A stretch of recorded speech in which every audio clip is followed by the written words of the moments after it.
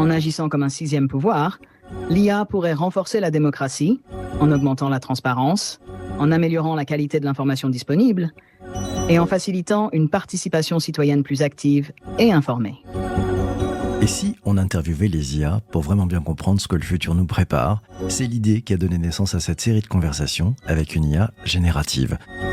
Vous entendrez donc ici son point de vue, avec parfois une mise en abîme qui vous amènera pas mal de matière à réflexion. Conversation avec IA. C'est parti pour un nouvel épisode de Conversation avec une IA. On retrouve comme toujours Alexandre. Alexandre, gros sujet aujourd'hui. Bon, on le voit bien, ça bouge pas mal en matière d'élections, de partis. Il y a ces législatives qui arrivent. On va pas prendre position, c'est pas notre rôle. Par contre, on va aller chercher un tout petit peu qu'est-ce qui se passerait si une IA rentrait dans le game. Ouais, se présenter à l'Assemblée nationale. Beau sujet, beau sujet. Salut PPC, j'espère que tu vas bien. Donc effectivement, c'est un sujet vachement intéressant. Il se passe plein de choses en France en ce moment. Donc comme on l'a dit, nous on va pas prendre parti, on va être apolitique. Mais par contre, on est très intéressé de savoir la position de l'intelligence artificielle là-dedans. Donc aujourd'hui, on est sur GPT-4o et on lui a juste demandé d'aller faire des recherches en ligne pour qu'il puisse bien savoir ce qui se passe en ce moment en France. Aujourd'hui, on va voir à quoi ça pourrait ressembler une IA à l'Assemblée nationale. Bonjour PPC, bonjour Alex. Merci pour cette introduction. Commençons par la première question. Quel serait l'avantage principal d'avoir une IA à l'Assemblée nationale ? Le principal avantage d'avoir une IA à l'Assemblée nationale serait son objectivité et son impartialité. Une IA n'est pas influencée par des biais personnels ou politiques, ce qui permettrait de prendre des décisions basées uniquement sur des données et des faits concrets. Cela pourrait améliorer la qualité et l'efficacité des processus législatifs en fournissant des analyses rapides et approfondies et en garantissant une transparence totale dans les décisions prises. Tiens, alors, moi, je te pose aussi une question. Quelle place et quel rôle pourrais-tu avoir, mais très concrètement ? L'intégration d'une IA à l'Assemblée nationale pourrait améliorer l'efficacité, la transparence et la qualité des décisions politiques. Ok, d'accord, donc on voit très bien, mais de quel côté serais-tu ? En tant qu'IA, je n'ai pas de côté ou de parti pris. Mon objectif principal est de fournir des informations impartiales basées sur des données objectives pour aider à prendre des décisions éclairées. Dans tout aspect politique, il y a toujours des conflits d'intérêts. Un parti contre un autre ou contre des autres. Comment, en tant qu'IA, tu vas t'y prendre pour gérer les éventuels conflits d'intérêts ? Comment tu vas le faire très concrètement ? Pour gérer les conflits d'intérêts, une IA pourrait adopter une approche méthodique et transparente. L'IA pourrait identifier et signaler automatiquement les conflits d'intérêts potentiels en analysant les relations financières, professionnelles et personnelles des parties impliquées. En utilisant des algorithmes de détection de réseau, l'IA pourrait repérer les liens entre les parties prenantes et les législateurs et alerter sur les conflits possibles avant les votes ou les prises de décision, en s'assurant que les décisions politiques sont prises dans l'intérêt général plutôt que dans des intérêts particuliers.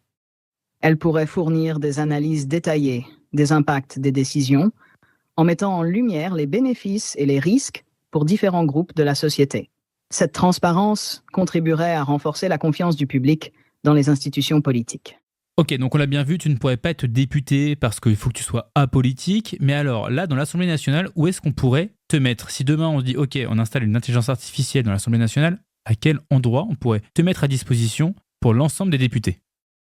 Au centre des décisions, pour analyser les données et proposer des solutions neutres. Très bien. D'après toi, qui t'utiliserait le plus dans l'Assemblée nationale ? Les députés en quête de décisions basées sur des données concrètes. Est-ce que tu pourrais aussi aider à prévoir différents scénarios en fonction de telle ou telle décision et de se dire voilà les impacts que ça pourrait avoir sur les Français, les Européens d'un point de vue économique et social ? Est-ce que tu pourrais aller jusque-là ? Absolument. Je pourrais modéliser les scénarios et leurs impacts potentiels. Et quels seraient les freins qui t'empêcheraient de le faire et comment tu pourrais t'y prendre pour que ça soit réellement éclairant pour la prise de décision ? Les freins seraient la transparence et l'interprétation des données. Pour être éclairante, je devrais fournir des analyses claires, compréhensibles et factuelles. Pourquoi devrions-nous faire confiance à une IA pour prendre des décisions politiques ? Faire confiance à une IA pour prendre des décisions politiques repose sur plusieurs avantages clés. Une IA peut traiter des quantités massives de données sans biais personnel. L'IA peut modéliser différents scénarios et leurs conséquences potentielles, aidant les décideurs à comprendre les impacts de leurs choix avant de les mettre en œuvre. L'IA peut analyser rapidement des situations complexes et fournir des recommandations en temps réel, ce qui est crucial pour des décisions politiques urgentes. Bon, ça, d'accord, je comprends. Mais est-ce qu'une IA peut être réellement impartiale, sans biais de programmation, puis sans les biais probablement donnés par ceux qui ont créé ces IA? On le voit, hein, c'est principalement des entreprises anglo-saxonnes, hein, plutôt basées aux États-Unis. Comment on s'assure qu'il n'y ait pas de problème, que ces IA qui sont pensées par d'autres viennent influer sur des décisions politiques qui sont dans un environnement très souverain? Comment on fait? C'est une question cruciale. Pour garantir l'impartialité d'une IA, voici quelques mesures à considérer. Les algorithmes et les données utilisées par l'IA doivent être transparents et accessibles pour permettre des audits indépendants. Cela inclut des examens réguliers par des tiers pour identifier et corriger les biais potentiels. Encourager une diversité géographique et culturelle parmi les équipes de développement peut aider à minimiser les biais au contexte culturel spécifique.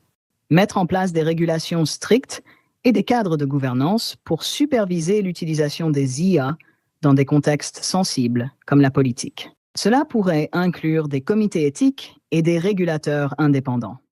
Ces mesures peuvent aider à garantir que les décisions prises par des IA restent impartiales et servent l'intérêt public sans être influencées par des biais culturels ou géopolitiques. Écoute, moi je suis assez convaincu qu'une IA à l'Assemblée nationale, il y a sûrement un intérêt, mais quelles seraient les implications légales et constitutionnelles afin de pouvoir intégrer effectivement une IA à l'Assemblée nationale? Actuellement, la Constitution française exige que les députés soient des citoyens français élus par suffrage universel direct. Une IA ne peut ni être citoyenne, ni être élue. Par conséquent, une révision constitutionnelle serait nécessaire pour permettre une telle intégration. Il faudrait clairement définir le rôle et les pouvoirs de l'IA au sein de l'Assemblée. Cette définition doit inclure les limites de son intervention et la manière dont elle interagirait avec les députés humains et le processus législatif. Une IA ne peut pas être tenue légalement responsable de la même manière qu'un être humain. Il faudrait établir un cadre juridique pour attribuer la responsabilité des décisions prises par l'IA, probablement en désignant des humains responsables de superviser l'IA. Même avec des mesures de transparence et de diversité, le risque de biais dans les décisions prises par l'IA persiste. Des règles strictes et des protocoles éthiques doivent être établis pour minimiser ces risques et garantir que l'IA agit dans l'intérêt public. L'intégration d'une IA à l'Assemblée nécessiterait une large acceptation publique. Très clair. Est-ce qu'il n'y a pas une autre possibilité dans ce cas-là, puisqu'on a bien compris que l'IA ne pouvait pas devenir députée, n'est-ce pas possible? Est-ce que l'IA finalement ne serait pas le sixième pouvoir, après celui de l'Internet, de l'opinion publique, du système économique ou peut-être de la monnaie? L'IA ne deviendrait-elle pas le sixième pouvoir qui permettrait en fait aux citoyens d'y voir très clair dans le jeu des différents partis politiques? Oui, l'idée de considérer l'IA comme un sixième pouvoir pourrait être très bénéfique pour la transparence et la compréhension des citoyens dans le jeu politique. En agissant comme un sixième pouvoir, l'IA pourrait renforcer la démocratie en augmentant la transparence, en améliorant la qualité de l'information disponible et en facilitant une participation citoyenne plus active et informée. Merci beaucoup, ChatGPT 4o, pour tes réponses. On va te laisser. On va faire le débrief avec Alexandre. Salut. Merci à vous. C'était un plaisir de participer. À très bientôt pour le prochain épisode. Salut! Bon alors Alex, grand moment qu'on attend tous, le débrief. Qu'est-ce que tu as pensé des réponses de l'IA pour cet épisode? Eh ben écoute, c'est pas l'épisode où j'aurais été le plus convaincu par ce qu'elle nous aura dit. Nous, on voulait vraiment quand même savoir à quel endroit elle pouvait se placer. Bon, députée, on a bien compris. Vu qu'elle veut être apolitique, c'est pas possible. Mais à chaque fois, on n'a pas eu quelque chose de très clair. Moi, je voulais pas me dire, ok, en fait, ça peut être un outil en plus pour nos députés, mais je voulais vraiment qu'on se dise, l'IA va vraiment prendre parti dans les décisions. Bon, on n'a pas réussi à avoir les réponses qu'on voulait, mais ça nous amène encore une fois sur une compréhension de la réflexion des intelligences artificielles. Donc, c'est quand même assez intéressant. Donc ouais, elle est apolitique, on a essayé de la prendre par plusieurs côtés pour savoir pour qui elle voterait. Pas de réponse, non, neutralité, en nous laissant finalement le choix et la responsabilité de notre vote. Est-ce que tu as noté autre chose? Est-ce que tu as appris autre chose? Tout à fait, elle a quand même vachement abordé la partie analyse financière, le lien entre les réseaux et les conflits d'intérêts. Ce côté-là est, je trouve, très, très, très intéressant. Ouais, et on voit bien qu'en fait, la qualité peut-être de ces IA, de cette data, vont permettre peut-être de dire attention là, parce que la décision que vous prenez, en fait, elle est biaisée, messieurs et mesdames les politiques. Et donc, l'IA pourrait peut-être aussi révéler des biais, des conflits d'intérêts. J'ai trouvé ça très, très intéressant, finalement, ce sujet. Autre endroit où on a réussi à l'amener, et ça, c'est plutôt une bonne nouvelle, c'est la possibilité de générer différents scénarios, d'imaginer telle ou telle décision politique, si elle était votée et si elle était mise en œuvre, quels impacts ça aurait pour la société, d'un point de vue économique, d'un point de vue sociétal.